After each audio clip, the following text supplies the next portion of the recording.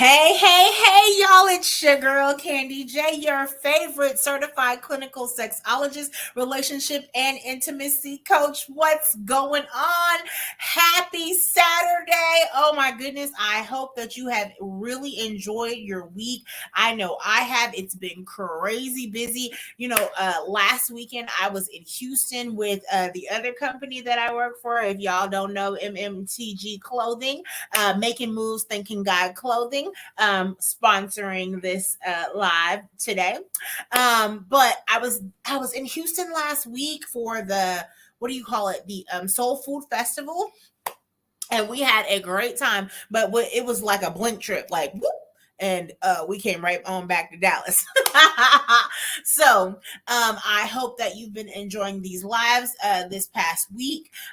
Listen, there has been so much going on, and I have a favorite of mine coming in as a guest tonight to talk to you. So listen, this month, in the month of July, there's so much going on, and every single month we have something that is themed throughout the month. And happen to be one of the themes is bereaved parents, and making sure that we talk about bereaved parents, and bringing awareness to parents that have been going through the grief process. Because if you lose a child, if you don't know, if you lose a child, it can be a tumultuous thing. I've never lost a child that was viable, and we won't even get into talking about this abortion stuff today. But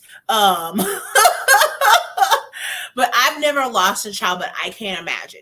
And so this very special lady is my BK sister, and a fellow sexologist coming on to talk. So once we roll these credits through, she'll be joining me in just a second. Stay tuned, guys.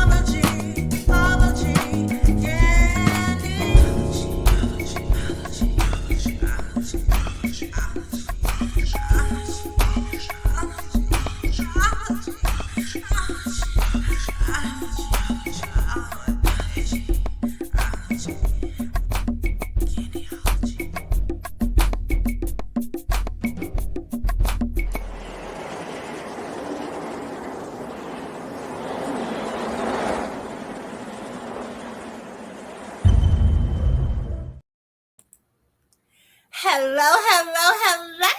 What's going on? Hey sis, how are you?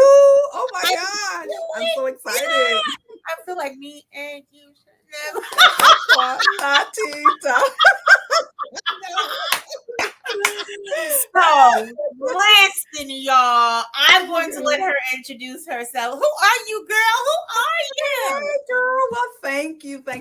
Hey guys, it is Coach Mal. Here I am, your favorite certified clinical sexologist and relationship coach, and also an Air Force veteran, guys, where I help veterans reconnect after a long deployment. And I am so excited to be here with my sis.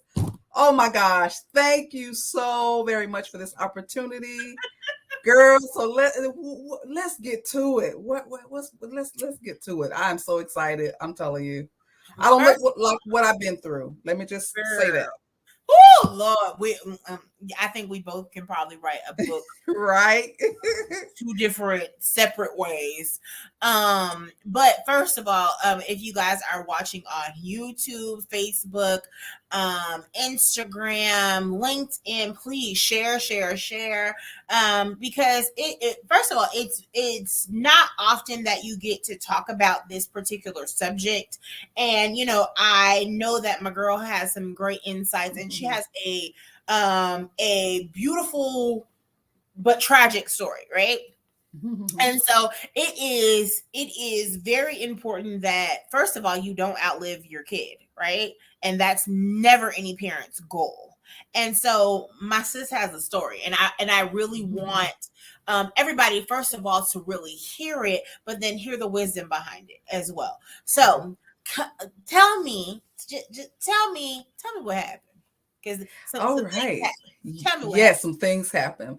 Well, as you guys know, it is National Parent Grief Month, or Bereavement Month for parents. And I'm a bereaved parent. I would never wish this on my worst enemy. Okay. And I just want to say to those parents out there who are in my shoes, I'm with you in spirit. My son, I'm gonna just show, he was so handsome, y'all. He was a looker. Isn't he handsome? Mm-hmm. Yes. Hey, hey, girl. Well, yes, his name was Jay, and we lost Jay, unfortunately, to suicide. And it was an utter shock. I can remember the day it's just like it happened yesterday. Only it's been 6 years. And, he was one of those kids that was happy go lucky. You never knew that he was struggling on the inside, and so we lost him to suicide. And as a mom, you blame yourself, but it wasn't until I had an opportunity to be a part of an actual grief support group that dealt with survivors of suicide. That's how my end. And hearing the stories from these other family members, and just understanding that he made the choice to end his life because it was in so much pain. And as parents, we never want to see our kid in pain, but we also have to respect their choices, and so I had to deal with that, and I still deal with that every day. But the great, wonderful thing about this is he left me with a beautiful grandchild, y'all, and a legacy that is just amazing. I mean, she just left. She visits with me, usually during the summer and then during the holidays. And although her father is not here physically, what I learned is she has a lot of his mannerisms. She looks like him, and she even likes some of the same food he liked and the food that he disliked. And it's almost like heaven just kind of shined the light on me, and because it literally destroyed me, guys. It literally did. And granted, she was already born when he passed, but she reminds me, it's like he's living in her spiritually through her, in her mannerisms, you So know. let's kind of take our audience back a little bit. So Okay. what was going on in his life at the time, before any of this happened? Oh my goodness. At the time, he was a single dad. He lived on his own. He actually was in school. He was an EMT studying to be a paramedic. And he also worked full time at a mental health facility here locally, and raising his daughter as a single dad. And he was an amazing dad. It was just neat to me to watch him grow up as become a man. And how old was he? And he was 25. Yeah, he was 25. He had his own place. It wasn't one of those typical things where, or signs where you can see something. I didn't. And we had the conversation. We had the conversation about how suicide is a permanent solution to a temporary problem. We had the conversation. And I think that's why I have a little joy, because it wasn't we weren't there wasn't any distinction between us. A matter of fact, we had just celebrated with a cruise to Jamaica, and it was just the neatest thing to see, because at the time he had a younger brother, and his younger brother had just graduated from high school, and he and his older brother kind of hung out. We never saw them. They were always hanging out. They actually smoked their first doobie on the beach. Yes, and I was just like, whatever happens here stays here, guys. Mom is just chill. So yeah, he was 25, had one daughter. How And old was just had a, huh? how old was she at the time? And she was 3 at the time. She was Mm, 3 at the time. And so, I try really hard to help her to remember him, by telling her stories about him, showing pictures of him, and just reminding her of how much he loved her mm. and things like Um, that. So, yeah. so what was going on? Well, I do remember you sharing a few things with me, about some things that were going on with him that possibly could have led to all of this. And yes, and what I think happened, is at the time he didn't share with me that he had a baby, another child that was the same age as Carmen.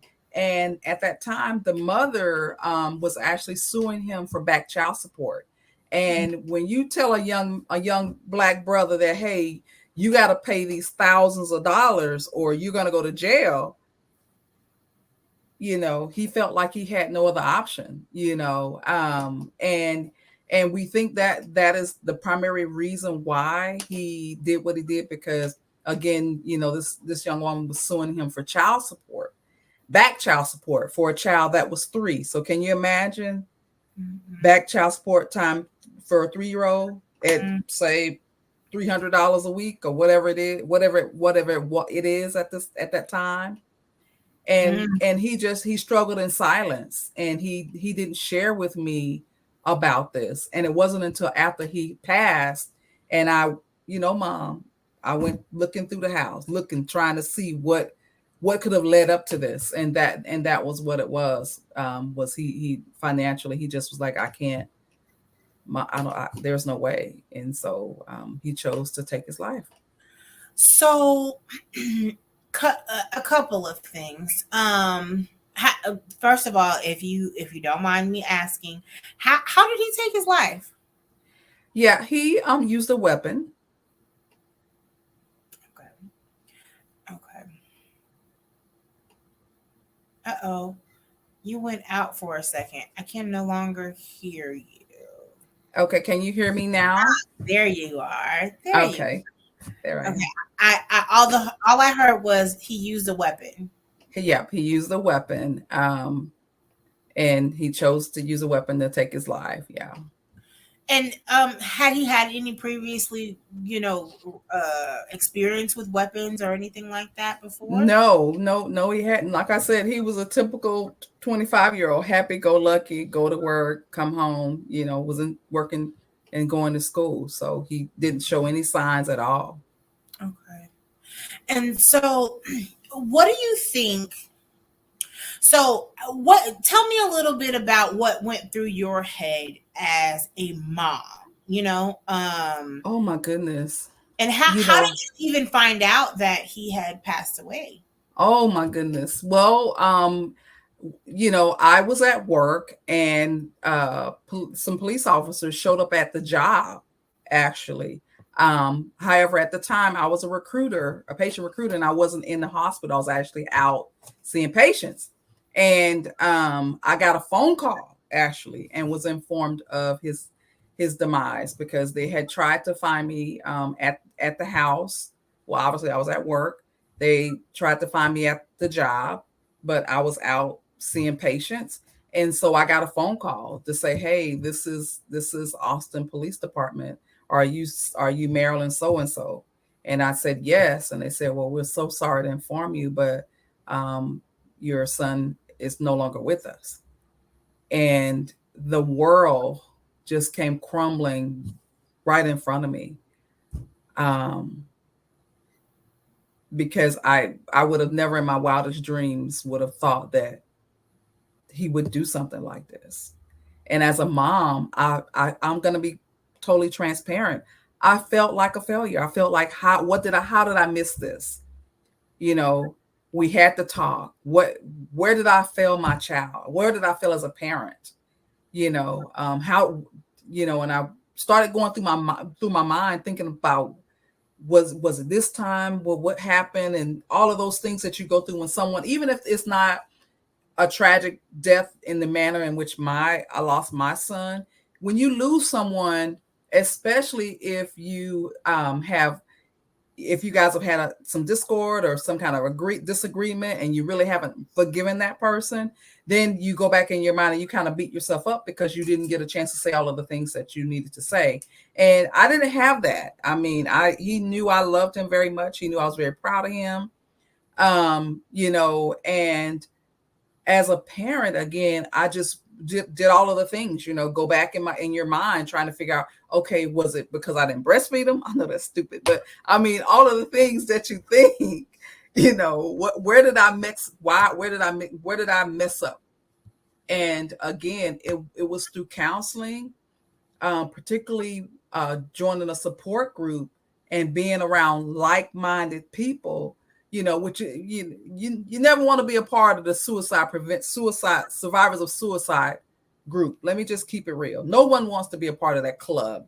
But if you happen to be a part of that club, then it's a great resource. And it was really how I began to heal, just being a part of that group, because they helped me to see that this was his choice. And as a parent, there was nothing that I could have done to change that. And so let me ask you this. I know you said you blamed yourself. You went through all of the different stages of grief, but before you sought the counseling, the group that you became a part of, how did you try to deal with your grief? Did Oh my goodness. Unhealthy ways. Funny story. Not taking care of myself, overeating, not providing the self-care. And it's so funny because I'm a bedroom candy consultant, like my sis here, and they do a vendor event like once every couple of months or so, and they had a nurse there that was taking blood pressures. And every time I would go, she would check my blood pressure and say, Marilyn, you need to go to the doctor. Your blood pressure is too high. So I would just laugh and have a apple martini and go on about my business. Well, after 4 times of her checking my blood pressure, she ordered me to go to the doctor. And when I went, I found out that I have situational hypertension. And it was really because I was not dealing with my grief properly. I was burning both ends because I continued to work. I didn't stop working because I just felt like I had to keep busy because I didn't want to deal with the loss. I mean, yes, I had to deal with, the funeral arrangements and all those kinds of things. But when that was over, I picked back up and just started, because I just didn't want to slow down to deal with the grief. how so he has siblings, you have other kids, right? Yes. Mm-hmm. So how did they deal with it? Oh my goodness. They had their own struggles. Um, they both dealt with the stages where they were angry, where they felt sorry. One son blamed himself because again, he had planned to call him, and he got busy and forgot. And so he really struggled with, man, if I would have just called him, I would have just called him. Maybe this would not have happened. And my other daughter, um, she just really withdrew from everything and stayed in a room, and just she really, really took it really hard because he was her older brother. He was the oldest of the three. And so my middle son, he really took to same thing. I mean, he took to overeating and gained a lot of weight and that sort of thing to deal with the grief. And then my younger, she stopped eating and just withdrew into her room and wouldn't come out. And how did you, so in your grief, were you able to try to help them at all?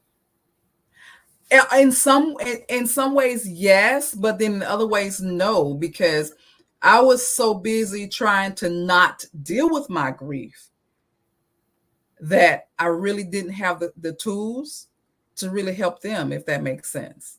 Oh yeah, makes total and complete sense. Hmm. Hmm. And so in hindsight right now, um what would you have done differently in those times? I think, because I can't change him taking his life, all right, right? But what I think I could have done is really um been there and really just sought counseling, individual counseling, because they were they were young teenagers. And so we all went to the grief support group together. But I think what I should have done is had them seek a specialist that dealt with siblings, survivors of suicide. Mhm. Because there are such groups. Hmm. Exactly, exactly.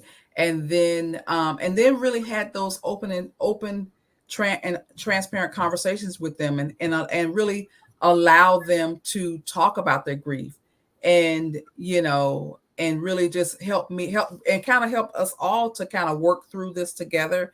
And I was just so busy trying to suppress mine because I've always been the strong one, right? Hmm. And so I couldn't let them see me cry. I couldn't let them see me not be strong. Hmm. Hmm. So So let me ask you this. Do you think that your military background, right, mhm. um, helped you or hurt you in this particular situation? Oh wow, that's a very good question. Because in the military, we are taught to suppress our feelings. You don't have time to cry. You got to get the mission done. And so it actually hurt me because I was so busy suppressing my feelings and trying to be strong. Hypertension, I was diagnosed, and if it hadn't been for that nurse checking my blood pressure and demanding that I go to the doctor, I could have had a stroke.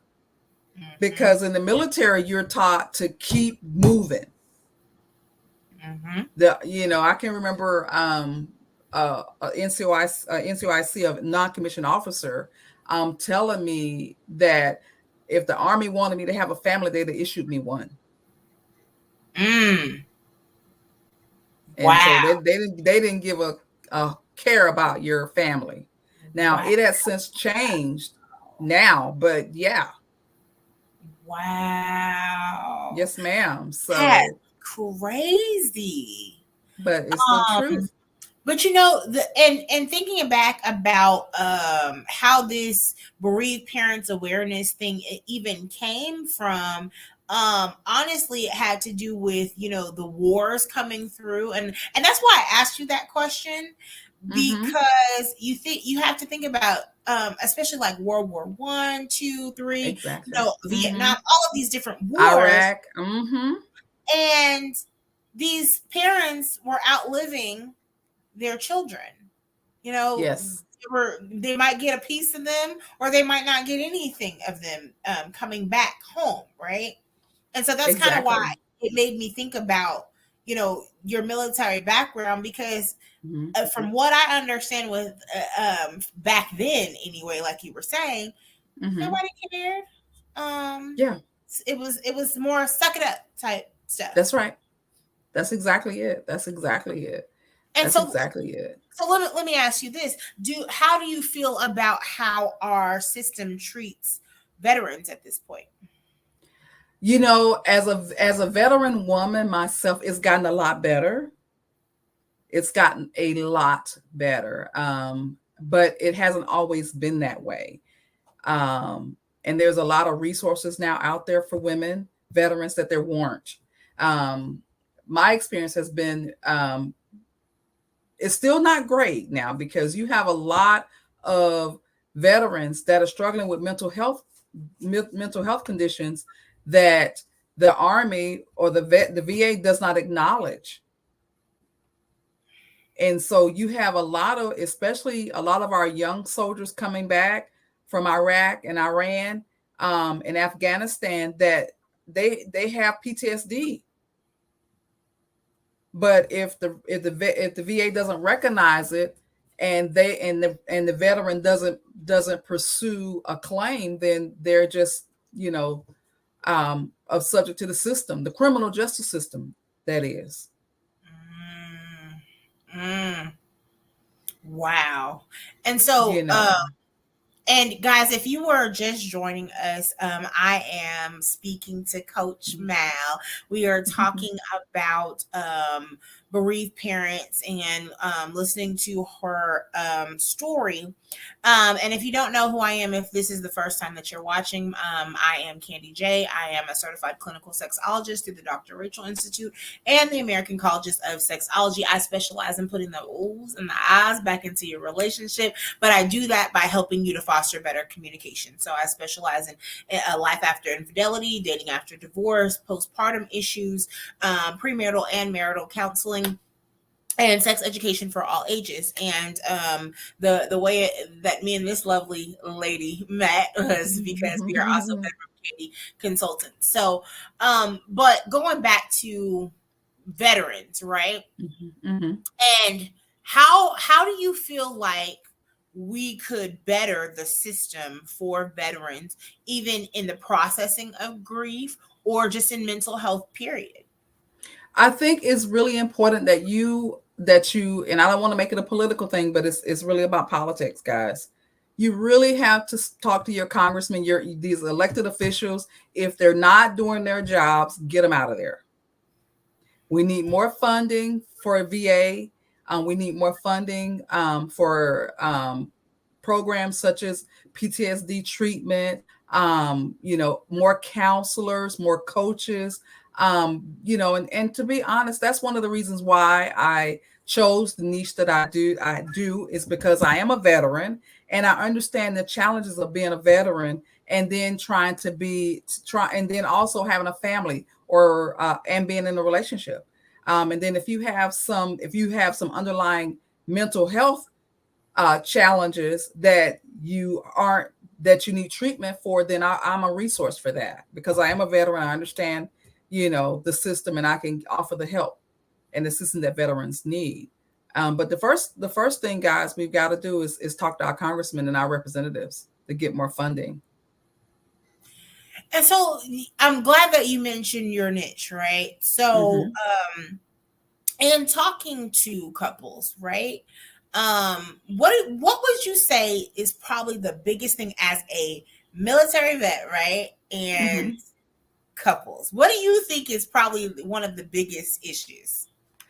The biggest issues for most couples, especially military couples, is how to reconnect after a deployment or an extended separation. Because essentially you're getting to know this person all over again. And then if they have been in a war zone, they may have some undiagnosed mental health mental health conditions that need to be treated. And maybe the VA is being slow about treating them. And PTSD is no joke, guys and girls. And so if you have a loved one that's a veteran that has PTSD and they hadn't been treated, or maybe their meds are maybe they hadn't set treatment, or the treatment that they're receiving is not adequate, you have to be your veterans advocate and go with him or her to their doctor's appointments. Have those conversations with their mental health team, their healthcare team. You have to be their advocate because it's so important. So what if they're not so willing to allow, their significant partner to go with them? And Then so that's true, and it's really a choice. And that's where you really have to increase the level of trust between you and your veteran, and really help them to understand that you're on their side, and that you're their ally, and Mhm. just let them know that you want to be there. You want to be a second set of ears and second set of eyes for them. Though that's the kind of terms that you would want to use, because I feel like if there were more officers with undiagnosed PTSD, undiagnosed military sexual trauma, undiagnosed health conditions of all sorts, Congress and the government would do something. But because a lot of times it is our lower enlisted or our non-commissioned officers that are struggling with these things, nobody cares. So, all right. So let's just say a couple gets to you because one or both have reached out and said, "Hey, we need a little bit of help reconnecting." Mm-hmm. Are there any tips for them? Just specific to a veteran. Well, I think the main specific tip is you really, for me, I would need to do an assessment and determine if their disconnect is due to some underlying PTSD that they may have, or is it something else? Because depending on what is going on will determine what kind of treatment they need, right? I am not a psychologist or a psychiatrist, and so I can't prescribe medications and things like that. And so, what I would have to do is encourage my veteran to seek medical advice to get treatment for that PTSD, and then come back and see me, right? Um, because when you have undiagnosed mental health conditions, it can affect and it does affect your libido. But if you don't get any treatment for that, and So, because it's I would assume that you would do, what I do with any of my clients, right? So, if I know mm-hmm, that there's another underlying issue, then mm-hmm, as I'm doing their coaching, right, mm-hmm, mm-hmm. I'm having them go to the doctor at the same time that I'm still doing their Correct. coaching and listening to what the doctor has now told you as well, Mm-hmm, and incorporating that into my action plan for them, and and taking them step by step in those things, because the more that they find out about their physical health, then the better mm-hmm. I can help them on this side of things as Exactly. Exactly. Yeah. And well. that's exactly what I would do. Yeah. Yeah, and so it makes me wonder, on the veteran side of things, like how much their PTSD really does affect them being able to for sexual gratification, for reconnecting at all, Mm-hmm, and wondering how, because I do have a few clients and I'm thinking back to what um I do have a few clients that are military, so I'm thinking back to what was their major issue with the PTSD side of things. Oh, I have a story mm-hmm. for you. Oh, yes. I love story time. So one of my clients, um, he would in the middle. Oh, I forgot all about him. Okay, because I discharged him almost 2 years ago. He would climax Mm-hmm. and then choke her at the same time, Oh, which wow. which was something that was against their boundaries, right? Mm-hmm, mm-hmm, But mm-hmm. it somehow, him climaxing triggered his PTSD, and he would start choking because something happened back in I think Mm-hmm. it was In in the war Iraq. zone. Yeah, Mm-hmm, I want to say it was Iraq, that one of the enemy people was trying mm-hmm. to choke him, and Uh-huh. he did Uh-huh. some type of maneuver and got out of it. Mm-hmm, mm-hmm. But somehow his connection to the gratification with Was her was to immediately choke her. I was like, my goodness. okay, Yeah. Lord, this is Yeah. Yeah. what? Yeah. Yeah, right. Because some people get off on choking. Let's just be real. This Let's is just be real, but that wasn't her thing. yeah, that wasn't her thing. And And so, so, wow. oh yeah, and it took me working with his VA Mhm. psychiatrist, Mhm. and doing individual coaching with her to get her to figure out, okay, how am I feeling about this? Do I want to actually still continue to have sex with him? Like, it was so many emotions happening at all at Mhm. the same time. And so I just think that someone like you would have probably, for me anyway, would have been better for them, because Mhm. you understood where he was, Where he was. Mhm. understood how that PTSD could affect him so well, you Mhm. know Mhm. and Mhm. not to say Mhm. that he didn't get the treatment that he needed, because we worked together, Mhm. but Mhm. Mhm. I feel like he would have got it faster if Uh-huh. that had that niche, Mhm. Mhm. Mhm. Mhm. of all of that. How Yeah. long were you in the military?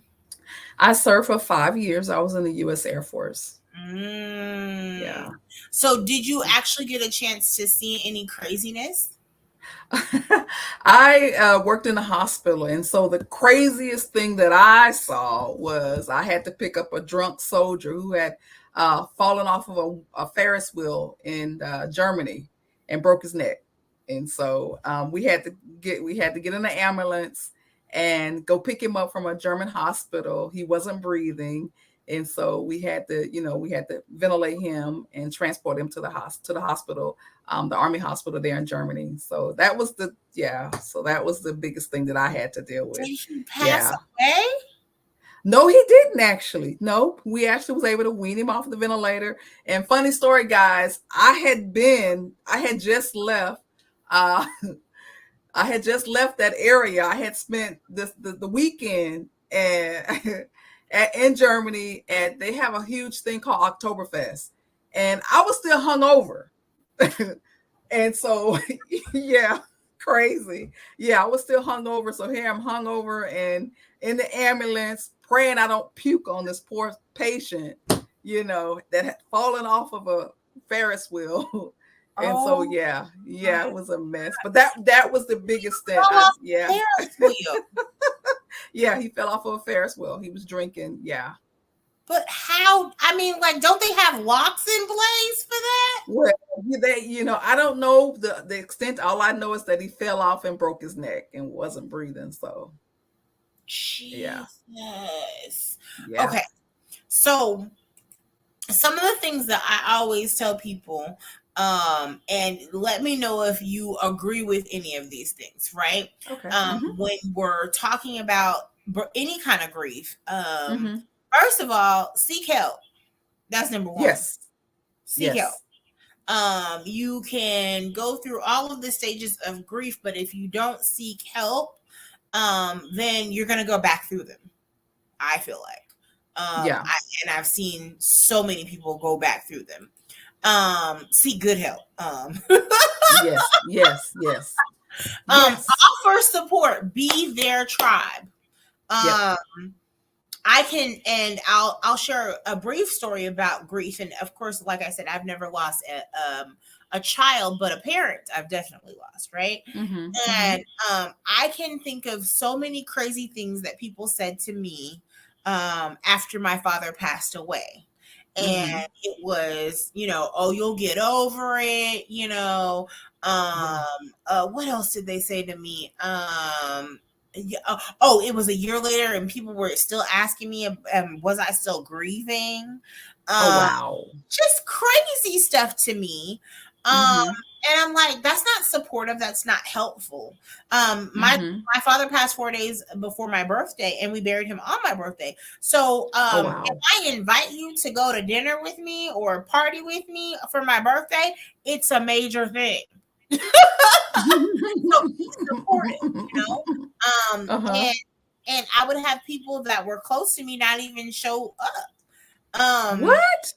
Yeah, yeah, yeah. Wow. Yeah, I can think of the very first one after he passed away. I like needed everybody, and Mm-hmm. maybe three of my friends showed up, and I invited Oh at least. wow. Oh So, wow. and I only invited the closest ones. Mm-hmm. Um, Mm-hmm. and then the other thing that I always tell people is stick together, especially if you share that particular person. Um, Mm-hmm. with whoever passed away, so like you and your kids, you, of course, That's y'all right. shared Mm-hmm. all of that Mm-hmm. together. Stick Mm-hmm. together. Did that work? I know that you said some you weren't really equipped with how to help them, but did you guys Mm-hmm. stick together though? We did, and what we learned to do together is to celebrate him and talk about tell a funny story. That's kind of our thing that we do at Thanksgiving. Is we'll tell a funny story about him, and we'll talk about him, and talk about what we loved about him, what we remember, and stuff like that. And I think as a grieving parent, when it first happens, you have everybody on top of you, everybody. And what people fail to realize is the time that a grieving parent needs you, a grieving person needs you, is not right when it happens. It's on birthdays, it's on holidays, it's on that special day. Like for me, my son would always come home for dinner on Sundays. And so for me, that would have been helpful to have someone to call and say, "Hey girl, I know, it's Sunday and Jay usually would come over. How you doing?" Right? And so that those things like that would have been helpful. Um, to contact them after the funeral, holidays, birthdays, those kinds of things. Yeah, definitely for me on my birthday, make it a big deal so that I'm Yeah. not sitting in the house. Because, like I said, we buried him on my birthday, so I'm not sitting in Mhm. the house, um, Mhm. just crying my eyes out and being depressed. Yep. On his birthday, and for us, so for my grandmother it was Christmas, for my dad it was Thanksgiving. So neither one of those holidays are really good for me. Oh, oh wow. Yeah. Yeah. Yeah. Yeah. But people forget that, like in Texas, like after my divorce, I don't have my ex-husband's family anymore. So Mhm. if you to forget about me on Thanksgiving or Christmas, it's a very Mhm. well that I might be by myself with my Oh kid wow. or With without your my kid. kid, Wow. depending on if he's gone to his dad's or not, you know? So Mhm. Mhm. Mhm. those times, and I always tell people, those times, Christmas, any holidays, that person's birthday, any of those things are very, very important. And I know life goes on and you Mhm. move on. Um, Mhm. but if you're close to a person, I would Mhm. definitely check on them. Check on your Yeah, strong, you as they would say. that yes, exactly. Yes, exactly. Cuz yeah, I'm one of those strong ones too that you would never know. So yeah, check on your strong ones cuz we not good. We not good. We need you to check Right, on us. Yeah. right, right. Yeah. Is there That any is so true. is there anything that you would like to say to anybody that is a bereaved parent? Any message that you would like to leave for them? Yes. I would like to let you know that it doesn't get any easier. You just learn how to deal with it and seek out mental health support groups such as NAMI or the National Alliance of Mental Health. Um, do something positive and productive to memorialize your loved one. Like for me, I'm a part of the suicide prevention um, chapter here in Austin. Um, get productive. Don't beat yourself up about it. Just accept that that was their choice, and and whenever something triggers you where you just, and I've had those days where something that I didn't even expect to triggered me. Give yourself grace. Give yourself grace and understand that the grief process is a continuum. You never get over grief.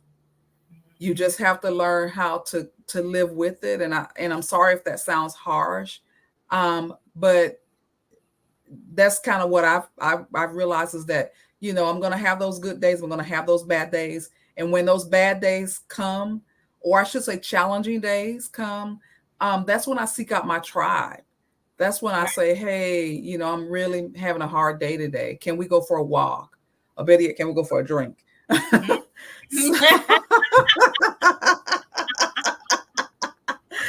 So, yeah, I would just encourage you to do something positive to commemorate your loved one, and don't suffer in silence. Right. Don't And suffer in silence. seek out support groups. The Yeah. National Suicide Prevention Line is 1-800-273-8275. I mean, I'm sorry, 8255.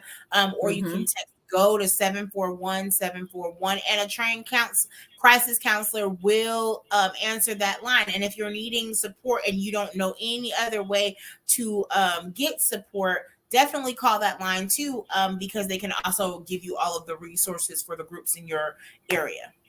Yep. So, and thank you so much, Coach Mal, for coming through. I You are so appreciate welcome. you, and for sharing your story and being vulnerable with us today. Guys, the next person that you will see on Candyology will be Jennifer Furlong.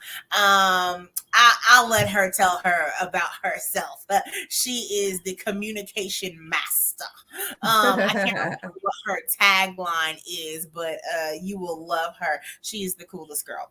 So you shall see her next week here on my platform. And again, don't forget to like, subscribe, ring that bell so that you get all of the notifications for when Candyology is live, whether it's just my regular lives or my podcast, which is what this is tonight.